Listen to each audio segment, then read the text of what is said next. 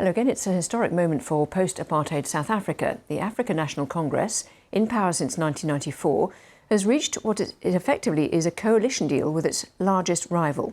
That's the white-led pro-business Democratic Alliance. This is the scene live in Cape Town, where the vote for the Speaker is taking place. It follows an election when the ANC lost its overall majority.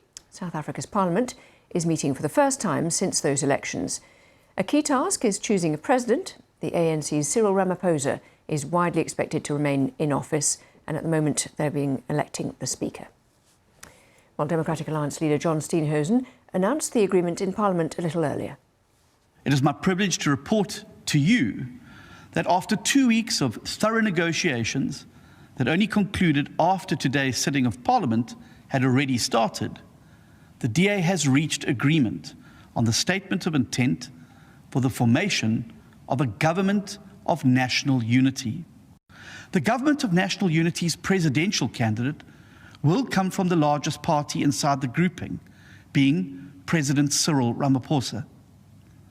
Following his election today, President Ramaphosa will then exercise his prerogative to appoint his new cabinet from among the members of the Government of National Unity in consultation with the leaders of the constituent parties.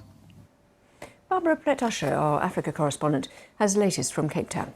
There have been negotiations going on since the election results came through. The ANC had talked about a wide approach, a broad organization of many parties joining a government of national unity, but the key element often was seen to be this relationship with the Democratic Alliance, which is an historic opponent of the ANC because it's got free market policies which are at odds with the ANC's left-wing traditions, and also it has a reputation as being a party that represents the white minorities. So a long history of antipathy there, but they have been working on it for some time. They said that the arrangements would be based on the need to respect the Constitution, to provide a stable government, and that voters had spoken and said they wanted not just one party to govern, but they wanted parties to cooperate to help deal with South Africa's problems. And so they have now reached this agreement, what they call an agreement of intent, which involves the Democratic Alliance, the ANC, as well as a smaller party called the Inkatha Freedom Party. The leader of the Democratic Alliance said that this would involve a number of phases now going forward. They would support Cyril Ramaphosa, the president, when he comes up for re-election in Parliament later today.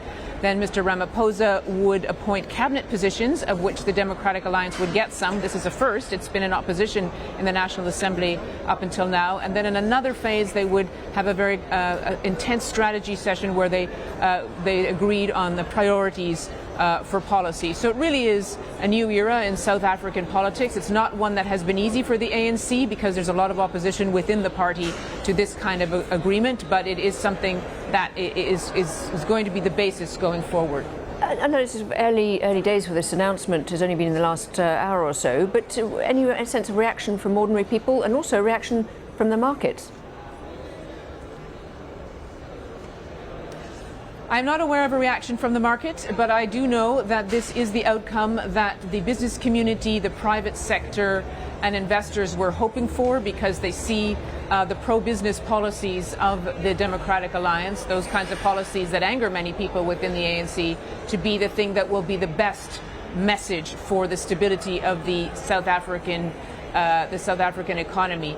There was a poll amongst voters about which alliance they would prefer, because there have been discussions about whether it might also include some of the far-left breakaway parties from the ANC, and about 40%, so plurality, did want this kind of alliance. I have spoken to analysts before this announcement asking whether they thought it would work, and their basic answer was, if it works, if it's able to bring stability to the country, to restore some of the economic difficulties, to just kind of create a situation where the environment for the economy is better, then they believe that it will get the support it needs from the people. But it really has to be seen to not be making stupid mistakes, as one of the analysts said.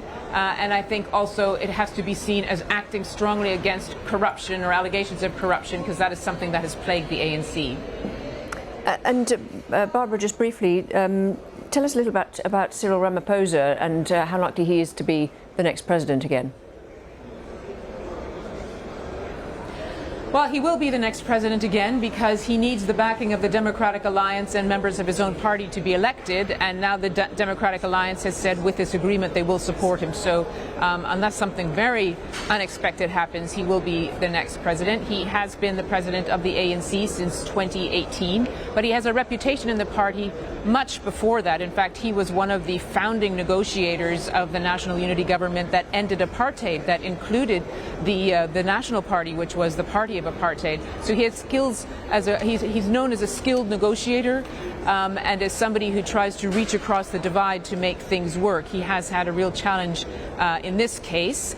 His reputation has also been damaged in recent years of government because he was accused of not taking strong enough action to clean up the ANC's allegations of corruption against the ANC, and also to govern to manage the economy in a proper way.